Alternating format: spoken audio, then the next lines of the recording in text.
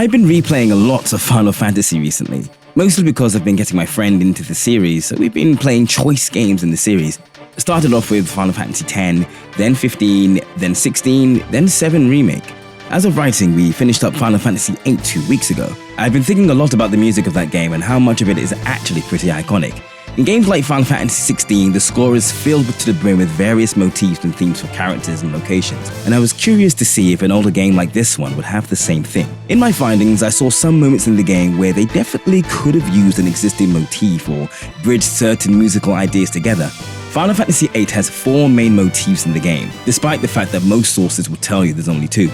This video will not be an analysis of every single song in the soundtrack, but it will explore the 4 main motifs of the game and the tracks associated with them, as well as a few other tracks that fall outside of those themes that had me curious and interested. Now, creating video game music is one thing, but talking about video game music is another. This is kind of a new video format I'm trying for the channel, so bear with me as I bumble about talking about my special interest here.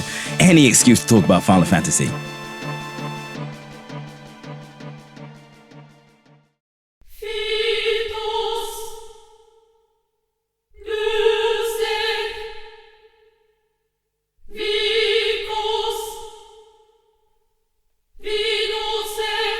Those first 4 words are the very first words you hear when you start a new game, and would come to be the backbone of the dramatic, albeit confusing narrative that will play out. Liberi Fatali is the opening theme of the game. Some could argue it's the main theme of the game, but Nobuo Uematsu himself has said that this game has no real main theme. Liberi Fatali was meant to be the main theme, but he realized that before he's always used the main theme as the world map theme. This time, he's decided not to do that and instead just had Liberi Fatali as its own theme that would be reused again in later tracks. This is what the main melody sounds like.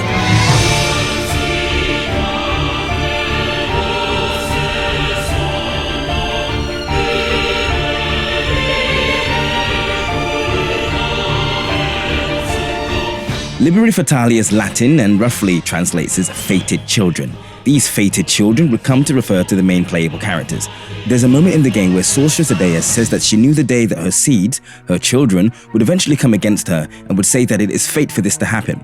When I was first researching for this video, I thought this motif first had something to do with the sorceresses, but no. When we listen to the other tracks that this motif is heard and in the context of which they are played, it's clear why the motifs are used when they are.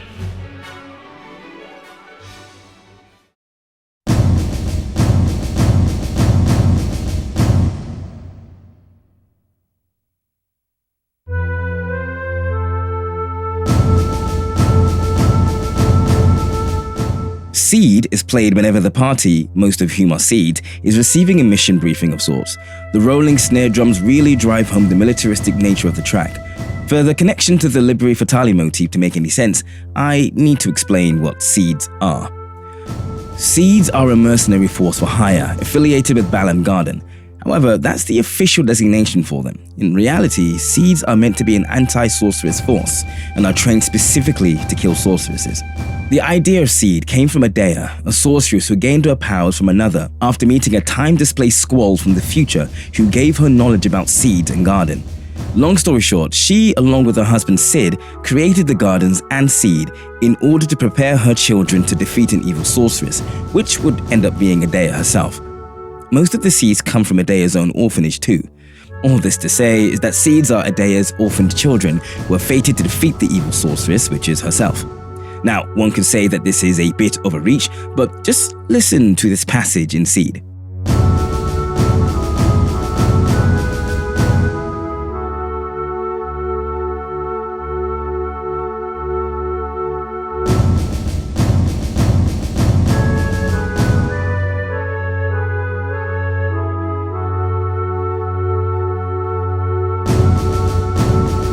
It definitely sounds like these 2 parts from Liberi Fatali.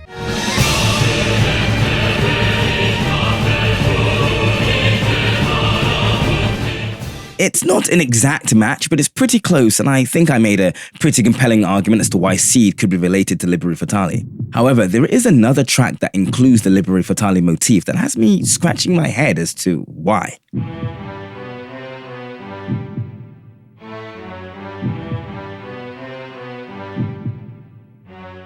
The Landing is a popular track on the Final Fantasy VIII soundtrack. It plays during the seed field examination at Dollet. At some point during the track, it plays this part.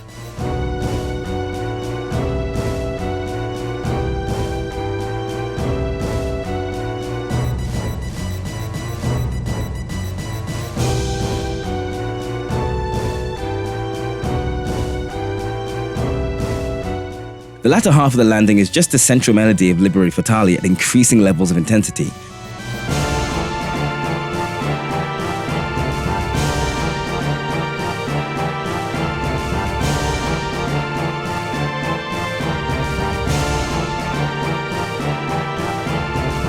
We could surmise that the reason this motif is in this track may be similar to the reasons why it's in Seed. This moment is the Seed field examination, and as Seed is related to her fated children, it makes sense.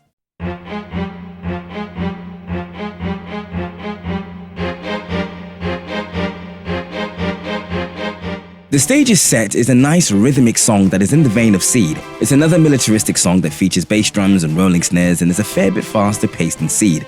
It's played during the lead up to Seed's mission of assassinating Sorceress Adea. Now, as this has to do with Adea and Seed, once again, you can hear Liberi Fatali's theme.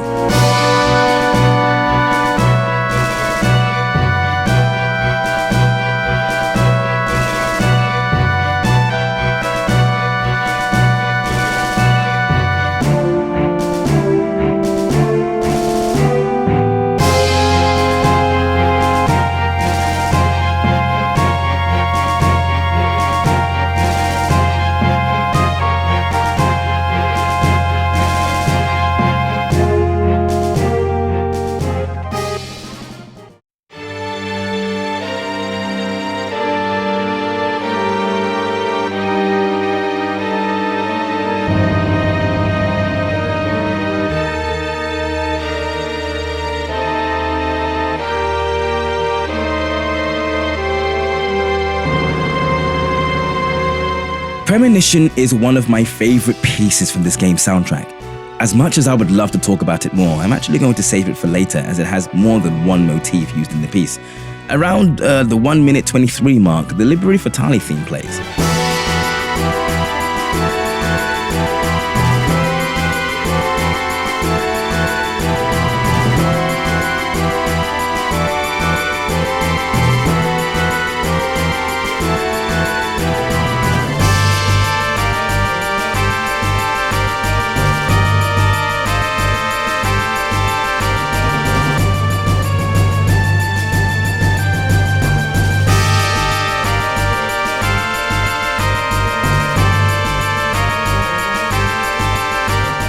Now, Premonition plays whenever the seeds face up against the sorceresses, in particular against Sorceress Adea, possessed by Sorceress Ultimecia, the sorceresses during time compression, and Sorceress Ultimecia herself. So again, Seed and Sorceress Adea are involved when the song is played, making the Liberi Fatali theme appropriate here.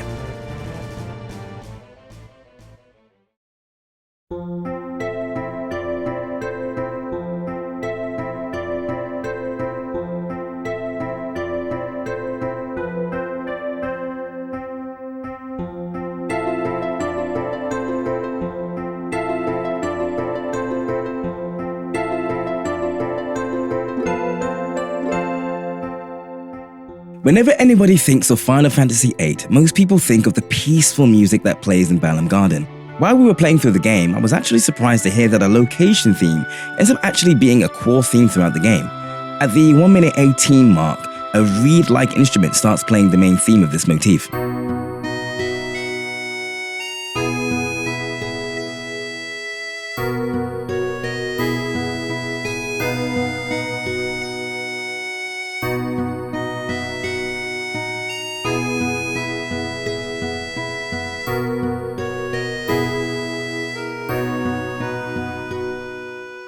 I've decided to call this the Friends motif, or maybe the Friendship motif. Whilst the piece's introduction may not seem to have any connotation of friendship, Balamb Garden does represent a central location where all of Squall's friends, whether he admits it or not, are located. Balamb Garden is peaceful, it's safe, for the most part. It's home. Here are some of the other tracks that use this theme, all of them to do with friendship or the idea of Squall's relationship with the others.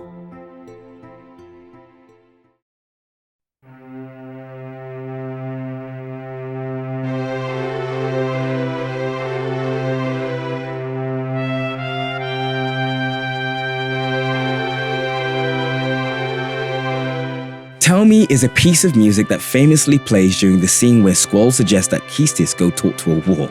The piece starts off with a woodwind instrument playing faint hints of the friendship motif.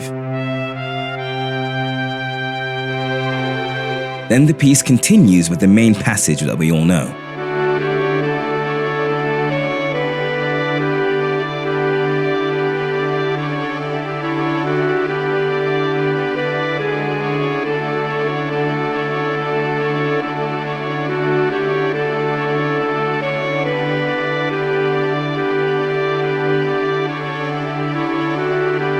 There's another part of this theme that plays that's not heard in Balam Garden, but is heard in other themes.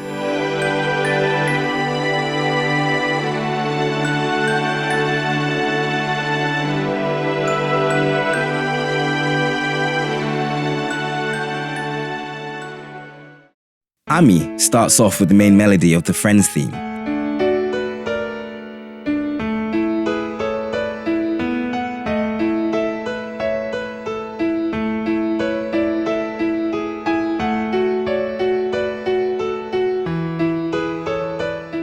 Followed by that extra passage from Tell Me that I just mentioned.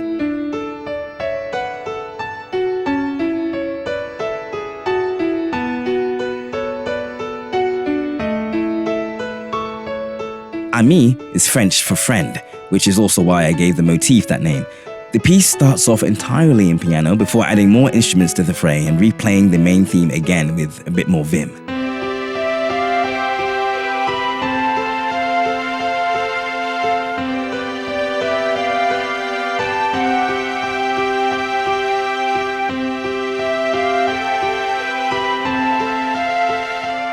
Then it drops back down to just the piano again, and you hear the first passage from Balam Garden whilst mixing things up with some new melodies.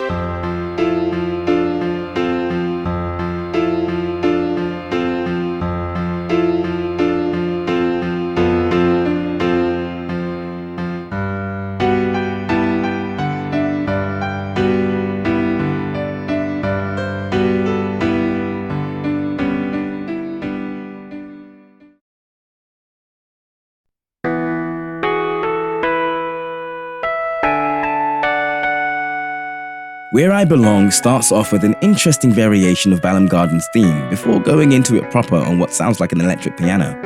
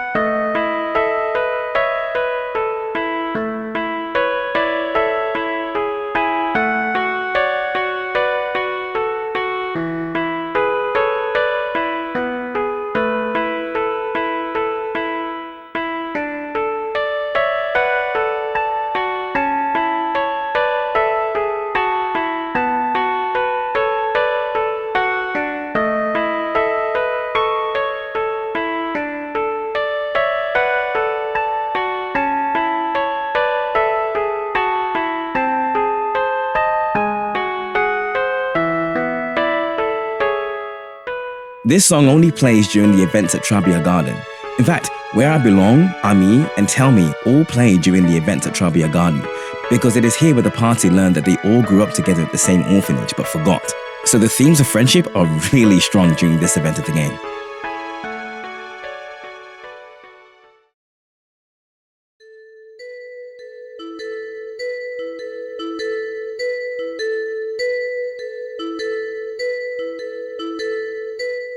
This song playing during the scene at the end of the missile-based mission leaves a strong impression on me every time I see it.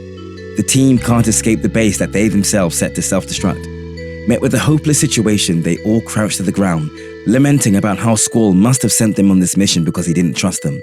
Then you get to see the base blow up with them in it, with an explosion so massive you'd think you'd lost those characters forever.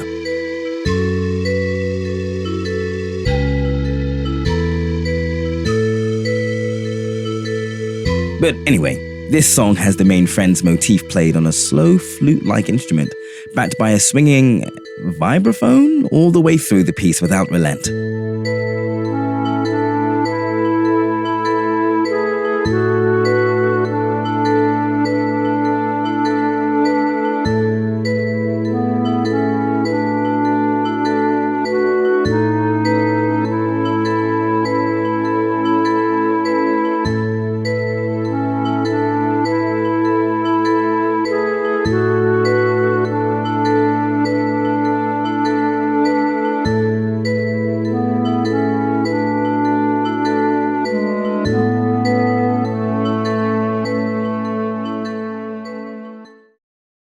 One of the major themes in this game is the theme of love, and there's no other song in this soundtrack that encapsulates that theme more than Eyes on Me.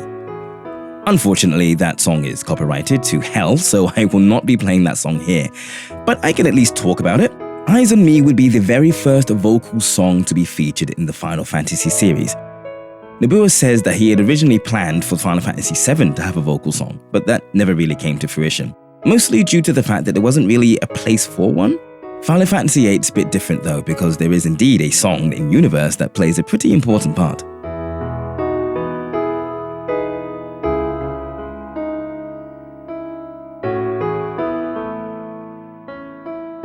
The second time you hear the theme is during the song Julia, which is played only once in the whole game, I think. You hear this during the first Laguna Dream sequence, and it is the song the eponymous character Julia plays on the piano in Dealing City Hotel. Even in the remastered version, if you have the ×3 speed toggled on to skip dialogue, the game will not proceed until the entirety of the song is played through, giving this piece of music diegetic importance. This version of the Eyes on Me theme is a tiny bit rough in its composition because at this point Julia hadn't officially written the song in its entirety yet.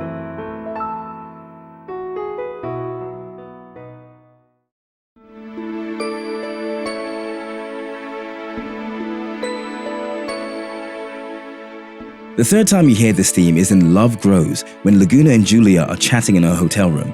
It's a romantic, albeit goofy moment, but you can see how much they're into each other.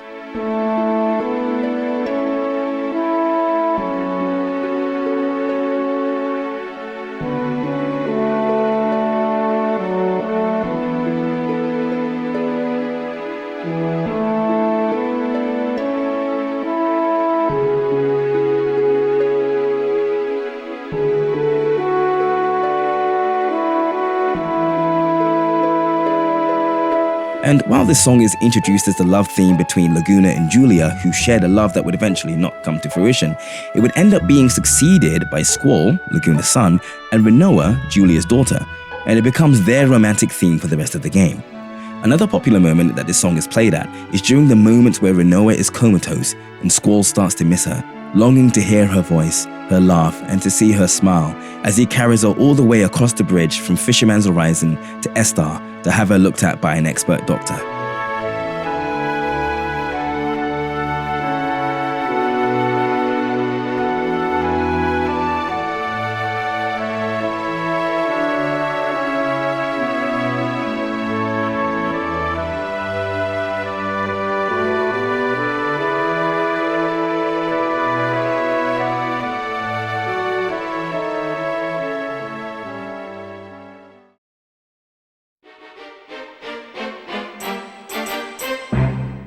Waltz for the Moon is actually the first time we hear the Eyes on Me theme.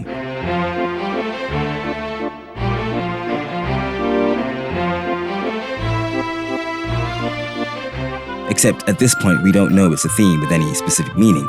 The way this theme is arranged is in a waltz-style piece, which fits the setting of which it is played.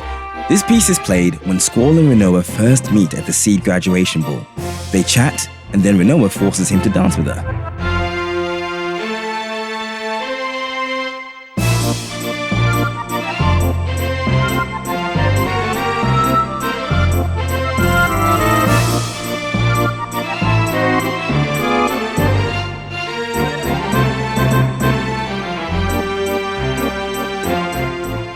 It's a fun little scene and a fun little song that keen listeners will recognize once they hear songs like Love Grows and My Mind throughout the rest of the game. Speaking of My Mind,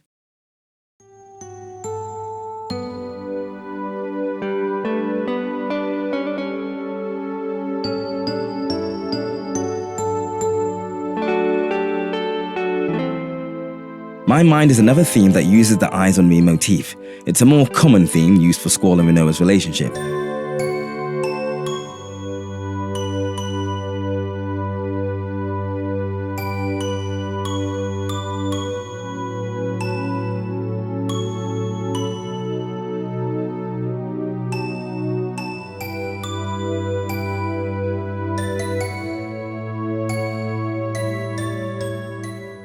Though notably, it only plays when Rinoa is involved, so one could argue it's her theme. Squall doesn't even have to be in the scene, as evidence in its inclusion during the flashback scenes of Rinoa, when Squall is going through her past using Alone's powers. Oh, that's why it's called My Mind. The song was composed for this moment.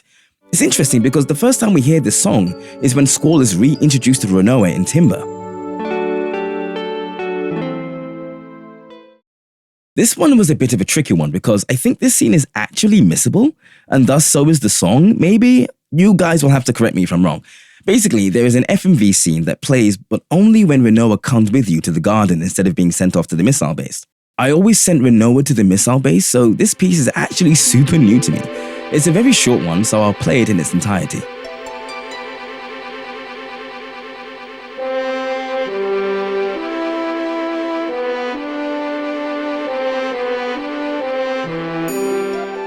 It uses the Eyes on Me theme very briefly when Rinoa shows up on screen.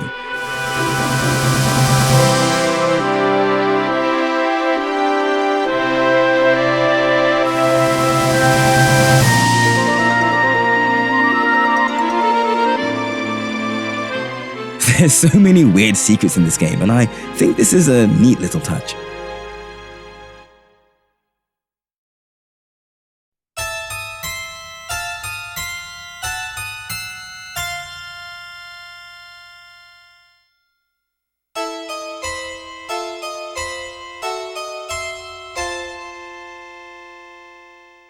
That harpsichord right there perfectly encapsulates the imposing and enigmatic nature of the sorceresses. Succession of Witches doesn't play too many times in the game, yet it encapsulates so much of what the sorceress theme is whenever we hear it throughout the game. This piece plays whenever the party encounters Sorceress Adea, who is, at this point, possessed by Sorceress Ultimecia. It also plays during the scene right before the fight with Sorceress Adele. There's 2 or 3 main melodies that are played in Succession of Witches. The first is the chant of Phthos Lusek Vikos Vinosek.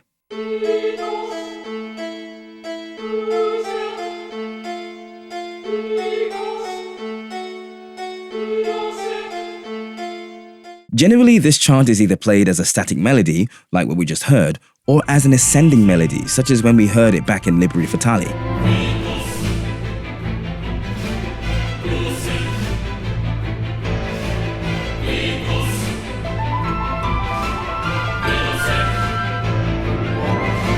The next is this sinister 4-note melody that's repeated quite a fair bit.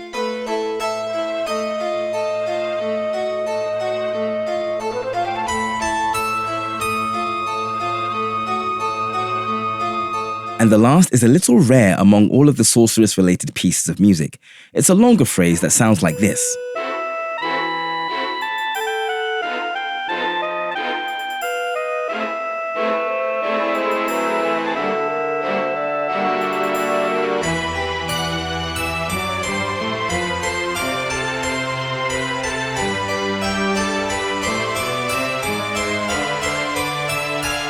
The only other track that this phrase is heard in is Phthos Lusek Vikos Vinosek.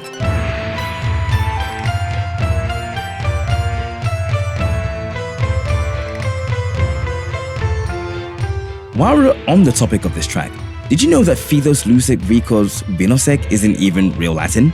It's faux Latin and is actually a very clever anagram of the words Succession of Witches and Love. Those happen to be 2 of the game's central themes. Back on track, Phthos Lusek Vikos, I'm not saying the whole thing, I'm just going to call it Phthos. Phthos plays only one time during the game, and it's during the parade that happens in Dealing City. It's accompanied by a mixture of FMV cutscenes and real-time gameplay, blended together very nicely. You can hear the first passage of Succession of Witches.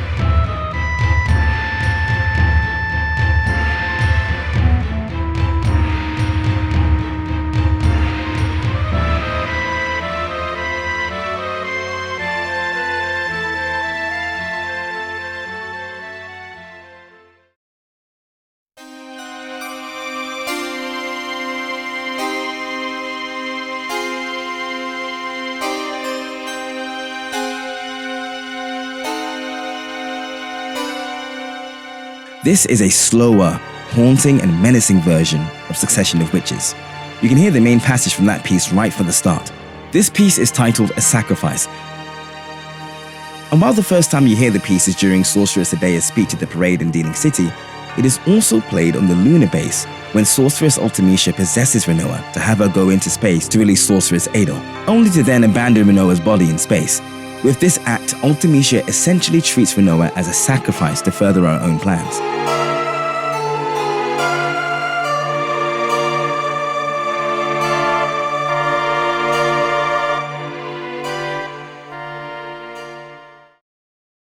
Wounded is a very short track that plays during the F&B sequence where Sorceress Adea delivers a very decisive blow to Squall after their battle. What's interesting to note is that the only relation this piece has to the Sorceress motif is the chantless melody of Phaethos. Remember before when I said that the chant has two versions, a static melody and an ascending melody? Wounded uses the ascending melody, but without a choir chanting. It's purely instrumental.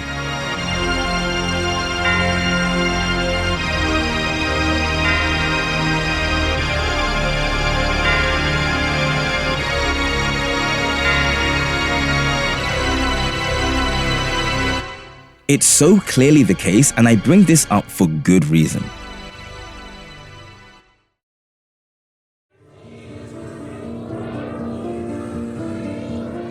The Extreme is the final boss theme of Final Fantasy VIII, during Sorceress Ultimecia's final form.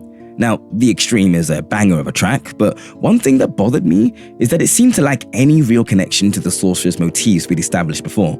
Except for the fact that the track starts with a glitchy static melody version of the Phaethos chant.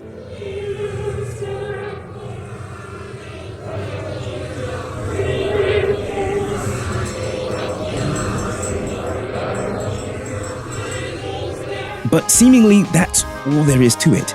The rest of the track is entirely original stuff exclusive to this track. But if we listen carefully to this part, we can hear a non-vocal, instrumental ascending melody version of the Phaethos chant.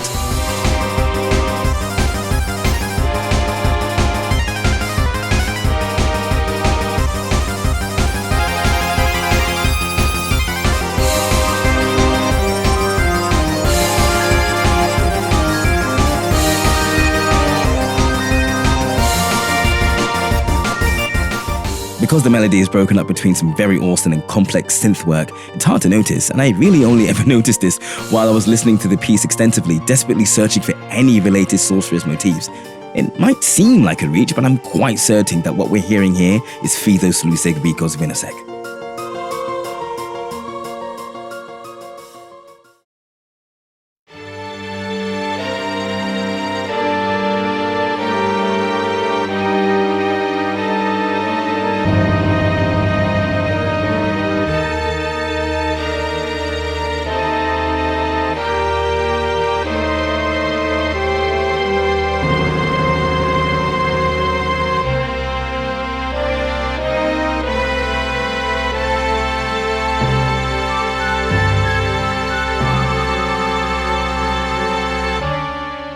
Yes, this is the second time this track is appearing in this video, but for good reason.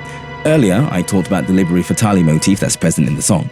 The Sorceress motif from Succession of Witches is also present, but not nearly as much as the Liberi Fatali theme.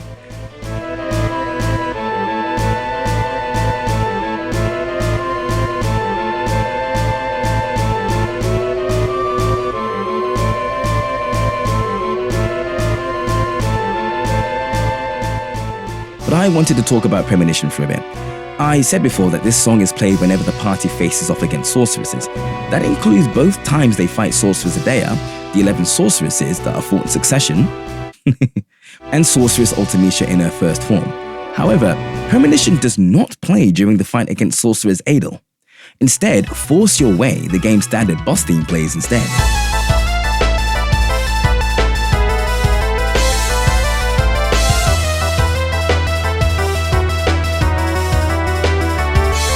It's a curious choice to have Sorceress Adel be the only one not to have the Sorceress battle theme, but I gave it some thought. When the party fights Sorceress Adea in Dealing City at the end of Disc 1, she is being possessed by Sorceress Ultimecia. When the party fights Sorceress Adea in Galbadia Garden at the end of Disc 2, she is also being possessed by Sorceress Ultimecia. When the party is fighting the 11 sorceresses during time compression, well, there's many possible theories as to what's going on there, but I believe those sorceresses have some relation to Sorceress Ultimecia, as this event happens when she casts the time compression spell. And of course, the song plays when the party faces Ultimecia herself. All this to say is that at every event that Premonition is played, Ultimecia is somewhat directly involved. But with Sorceress Adele, she isn't under any spell or possessed by Ultimecia like Adele was. Adele was just evil for the love of the game, and while Sorceress Ultimecia did use Rinoa to free her, Adele was acting on her own by grabbing Rinoa and junctioning her to herself. And that's why I think Force Your Way was used in that fight, as opposed to Premonition. Those were all four main themes of Final Fantasy VIII: fate, friendship, love, and magic. I just finished talking about 21 or so tracks out of a 70-plus soundtrack, but I've got more. Permit me to rapid-fire yap about a few more tracks that don't fall into any category but yet interested me in some way.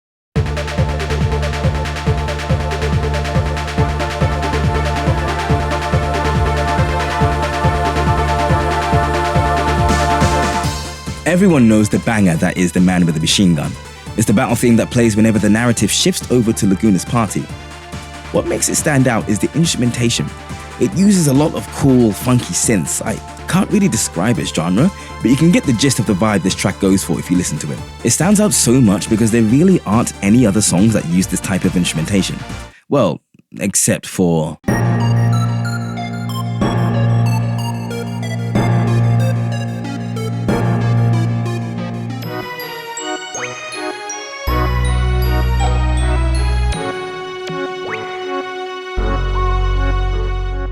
These two pieces are the only other pieces I can think of that use similar instrumentation as The Man with the Machine Gun. Silence of Motion is the location theme for the city of Estar, and Lunatic Pandora is a location that both Squall and Laguna's party visit, both located in Estar.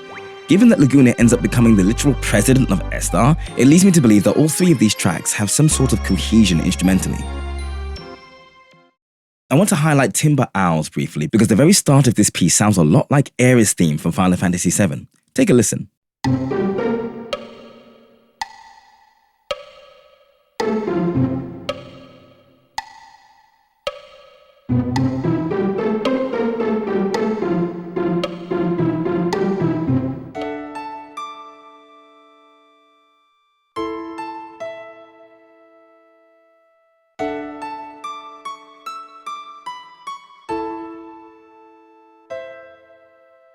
Now, whether this is intentional or just a coincidence, I think it's pretty interesting all the same.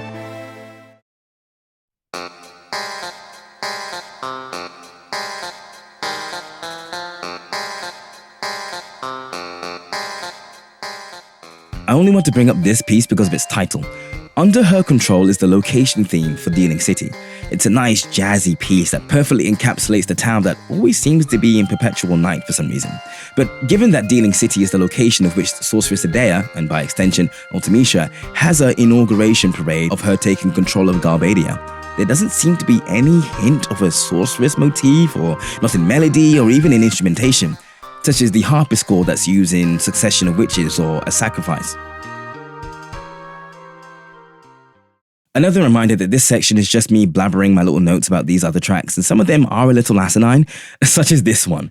Retaliation plays when the missiles are on their way to Balam Garden.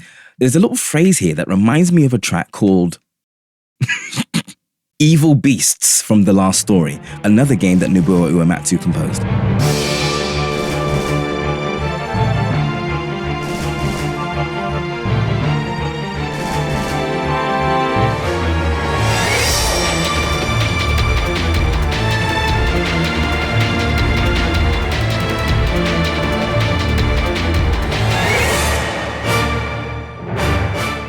I'm sure it doesn't mean anything, but every time I hear it, I'm reminded of that boss theme. Great game, by the way.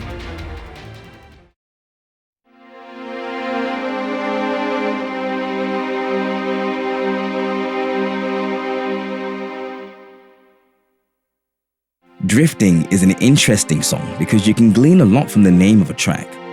Throughout the game, you hear this song whenever Alone is involved. It plays when you save her from the Grinaldo boss. It plays when you find her in Balam Garden's library and most other scenes involving Alone. But it also plays when Rinoa is literally drifting through space. So one could assume that Nobuo composed this music for that moment, and then the song was just reused a bunch of different times like a few other songs on the soundtrack are. But if that were the case, it would be weird for it to be reused exclusively for scenes featuring Alone. It's then that I realized that when we are seeing Rinoa drifting through space, we are seeing it from Squall's point of view, the same way we do when viewing Laguna sequences. Because remember, the only reason we are seeing what's up with Rinoa in space at all is because Alone sends Squall's consciousness to her in the very near past. So Alone is still involved in this case. So this track could simply just be Alone's theme. Who knows?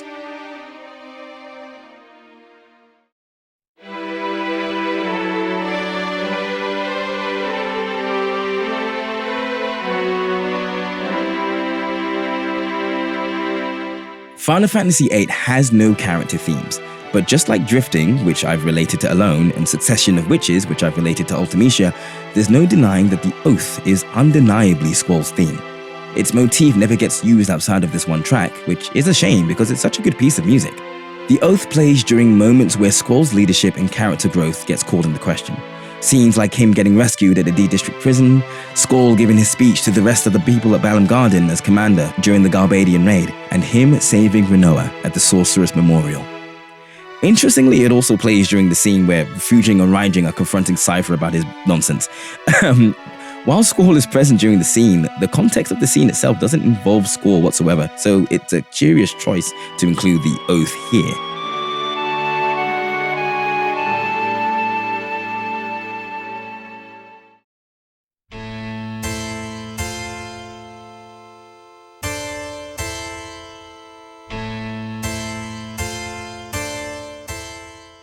This is another track that plays during a scene that occurs much sooner than the scene that the title suggests it's for. Truth plays at the orphanage during the conversation with Adair about the truth of things, but it is also played during the introductory scene with General Caraway. Now, I bring this track up mostly because of its use of the harpsichord, which earlier we have associated with the themes of the Sorceress, such as Succession of Witches and The Sacrifice. While listening to it, you'd think that the piece would have something to do with the sorceresses, especially given that it plays during a scene involving Sorceress Adair, and the scene with General Caraway, he's just talking about the mission to assassinate her. But I couldn't hear the established sorceress theme anywhere in the track. Or maybe I'm missing it. Let me know if there's anything there.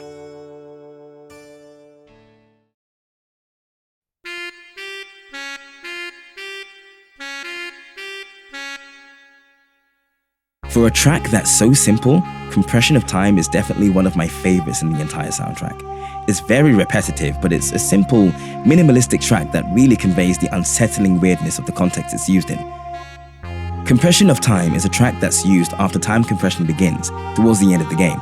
It plays while you're in the time-compressed state, and continues all the way up until you reach Ultimecia's castle. Now, there's no unique melodies or motifs in this track to take note of, but if you're not listening with headphones, you might want to take the time to grab some. The main repetitive 3-note melody that we hear throughout the piece is hard-panned between the left channel, center channel, and the right channel. It goes left to right starting from the center, and the center note always starts in the bar.